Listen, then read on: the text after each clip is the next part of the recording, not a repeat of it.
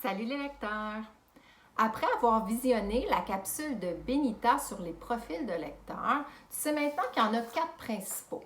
Profil adrénaline, profil émotion, profil intellectuel et profil paysage. Et on peut se retrouver dans différents profils, même si souvent il y en a un qui est plus dominant. Aujourd'hui, je veux vous enseigner que les lecteurs osent sortir de leur zone de lecture pour explorer d'autres types de profils. En fait, les lecteurs osent agrandir leur zone de lecture. Laisse-moi te montrer. Il y a une vingtaine d'années, j'ai lu Harry Potter.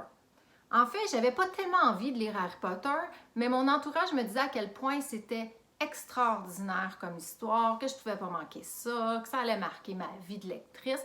Alors, je me suis un peu laissée influencer et j'ai commencé Harry Potter à l'école des sorciers.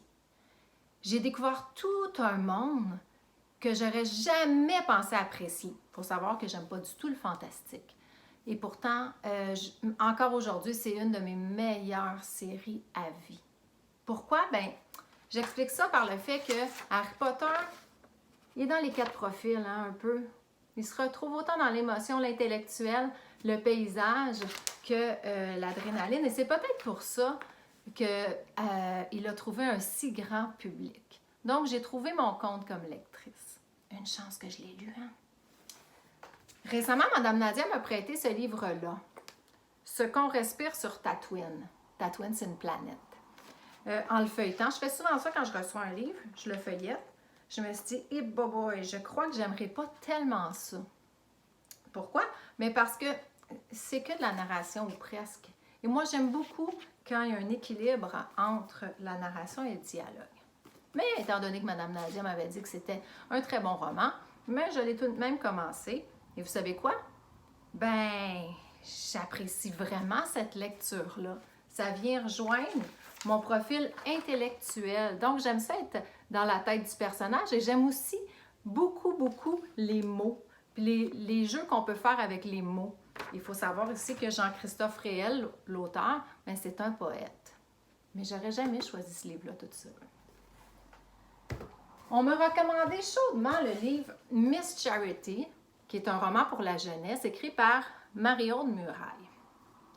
Quand je lisais la 4e de couverture, je me disais, pas certaine que je vais aimer ça, mais je vais l'acheter pour mes élèves.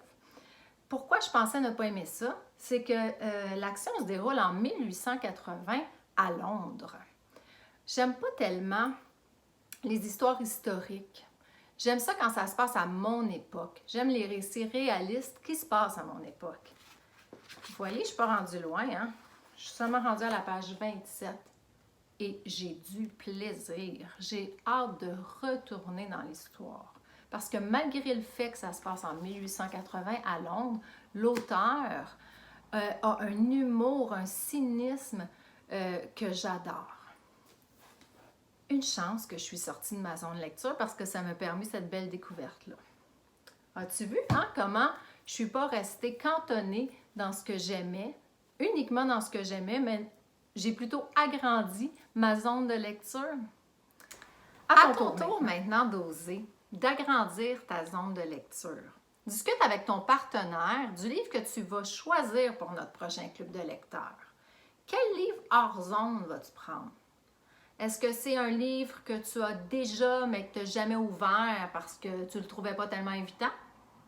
Est-ce que c'est un livre que tu vas emprunter à ton frère, à ta sœur ou même à un de tes parents? Oser lire des livres différents, agrandir sa zone lecture, c'est se donner l'opportunité de faire des belles découvertes. Pour notre prochain club de lecteurs, lis un minimum de 60 pages d'un livre qui sort de ta zone habituelle. J'aimerais que tu notes ce que tu ressens, ce que tu as découvert sur ton profil de lecteur. Et tu sais quoi? Si après 60 pages, tu n'embarques pas trop dans l'histoire, ben tu as le droit de ne pas finir ton livre, hein? C'est un des 10 droits du lecteur, c'est Daniel Pénac qui l'a dit. Bonne lecture!